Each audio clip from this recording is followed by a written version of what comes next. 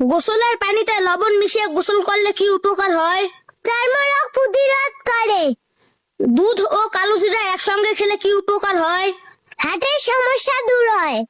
দুধের সাথে খেজুর মিশিয়ে খেলে কি উপকার হয়? শরীরের দুর্বলতা দূর হয়।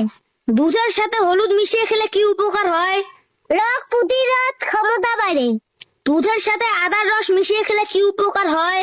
হাড়ের জয়েন্টের ব্যথা ভালো হয়। সাপের গায়ে কি দিলে সঙ্গে সঙ্গে সাপ পালিয়ে যায়? কেরোসিন।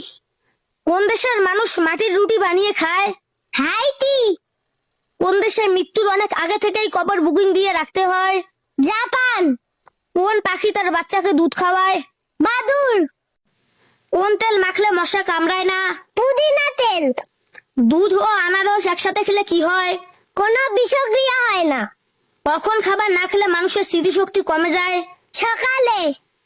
কোন খাবার অতিরিক্ত খেলে ত্বক কালো হয়ে যায়? দুধ চা ও ফাস্ট ফুড। কি খেলে নেশাগ্রস্ত মানুষের নেশা কেটে যায়? লেবু।